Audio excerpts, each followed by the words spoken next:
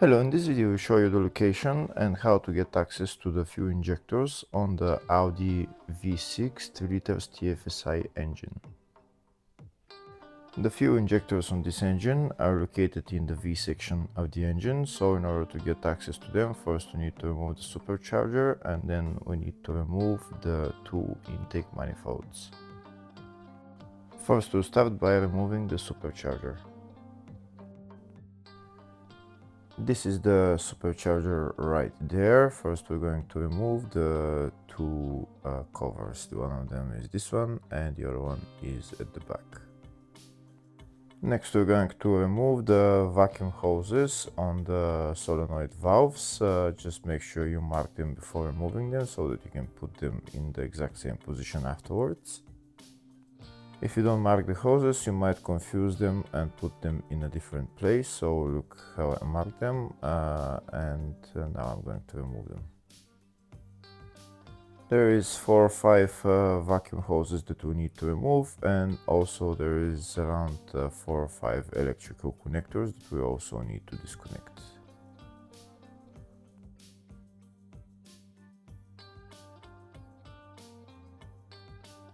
Next we're going to remove this air intake pipe. If the video is useful, please like and comment on the video and subscribe to the channel to see more videos like this. In the description of the video I have links to tools that I recommend for doing jobs like this.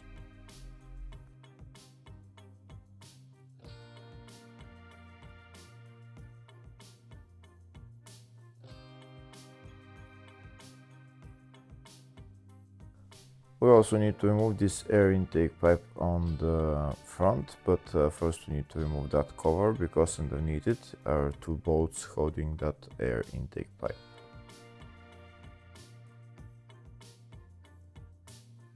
Now that this cover is removed, we're going to remove the bolts holding the air intake pipe. This is one of them right there. There is another one bolt that we need to remove so that we can get access to the second bolt for the air intake pipe.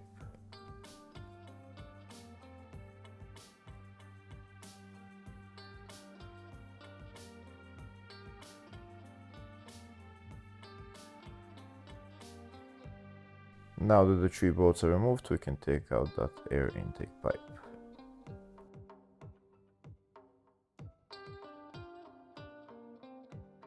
Next we're going to remove the clamp for this vacuum hose and take out the vacuum hose.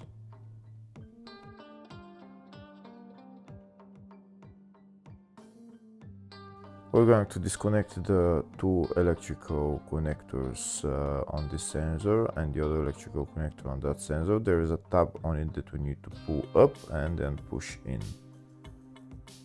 Next we're going to remove the plastic cover on this side. It's held by 2 bolts, and then there is another plastic cover on the other side that's held again by 2 bolts. We need to remove both of them.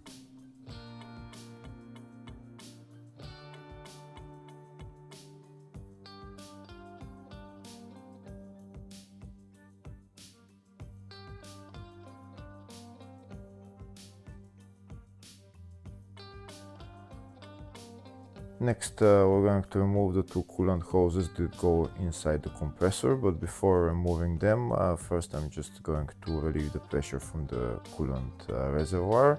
And now these are the 2 coolant hoses that I'm going to remove.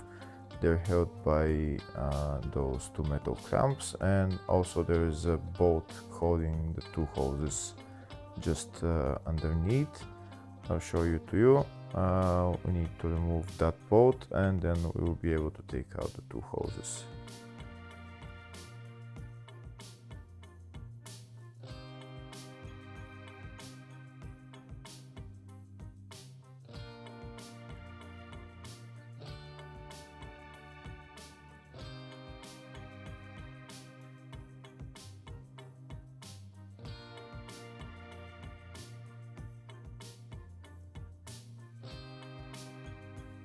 That's the 2 hoses removed. Next I'm going to remove the belt from the compressor. This is my wrench that I'm going to use, and that in the bottom is the tensioner that we need to turn clockwise and then take out the belt.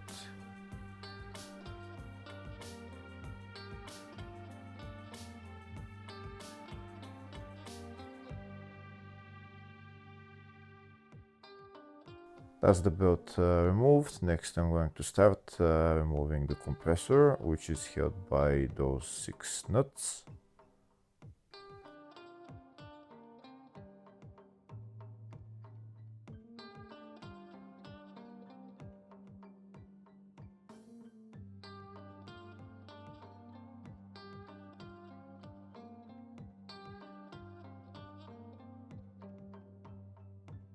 Now that the 6 nuts are removed, I'm going to put my extension bars on both sides and just try and pull out the compressor. If it doesn't want to budge, maybe get somebody to help you from one side and you do it from the other side. Once you lift it up a little bit, check if there is any more vacuum hoses or electrical connectors that you need to disconnect on the rear, and disconnect them, and then you can take it out. Here you can see it's coming out on both sides. You have to take it out evenly because of those large bolts. And now check if there is any more electrical connectors, and once there are no more electrical connectors connected, you can just lift up the compressor, and that's the compressor out. Now that the supercharger is removed, we have access to the intake manifolds. That's the PCV valve right there, and fuel injectors are just underneath the intake manifolds. So in order to get access to them, we need to remove the 2 intake manifolds. To remove the intake manifolds, first we need to disconnect this fuel line. These are the nuts that we need to remove, and also a couple of bolts holding the fuel line, and then we need to remove the 2 intake manifolds. They're held by 7 bolts. We'll start by removing the fuel line.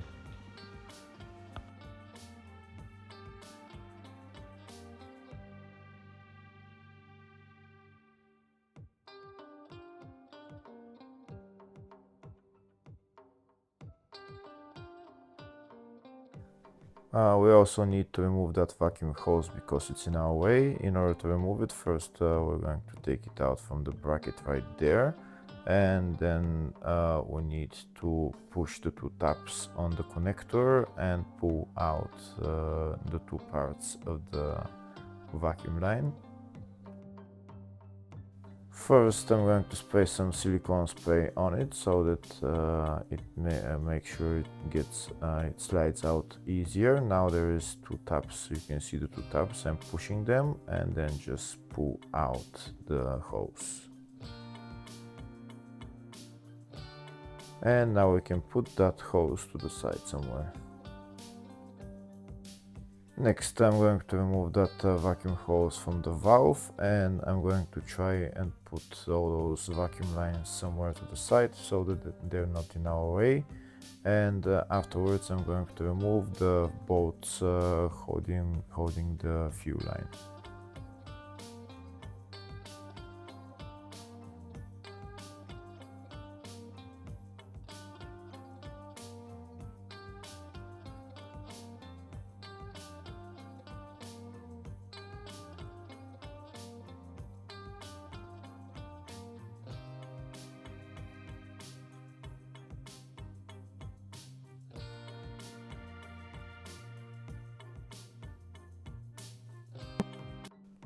Now that the fuel line is loose, next we're going to start removing the 2 intake manifolds.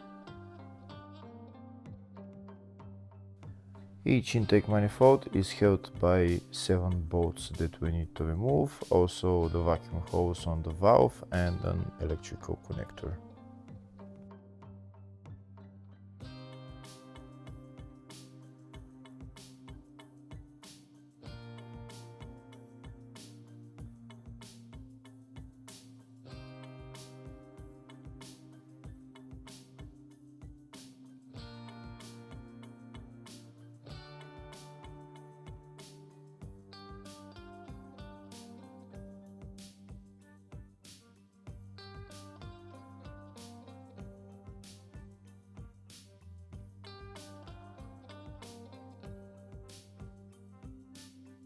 That's the 6 bolts holding the intake manifold removed. Now I'm going to take out the intake manifold. If the manifold doesn't want to come out, then I'm going to use my pry bar, pry it out from one side a little bit, and from the other side it's hard to come out because the injectors are holding onto the intake manifold. Sometimes the intake manifold comes out with the injectors, sometimes it comes out without the injectors, but you just need to pry it out and it will come out. You also need to be careful when prying out the intake manifold because the intake manifold is plastic.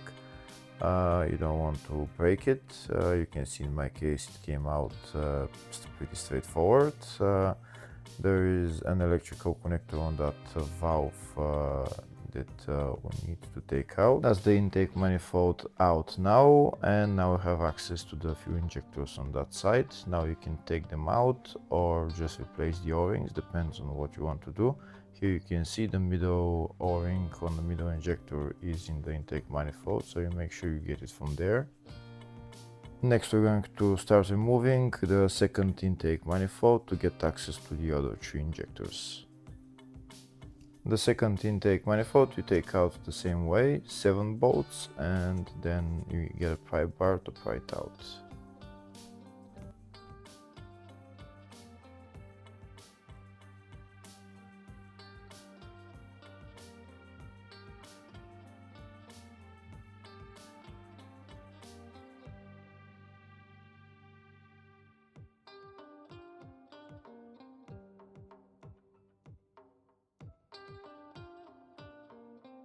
Now I'm going to use my pry bar to take out the intake manifold. Like I said, the intake manifold doesn't want to come out because it's stuck into the O-rings of the injectors.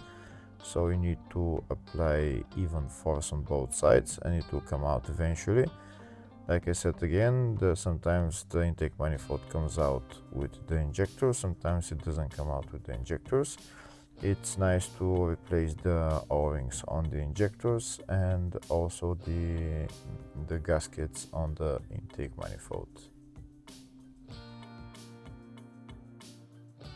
Before removing the intake manifold, I need to remove the vacuum line and also the electrical connector for it, and then we can take out the intake manifold.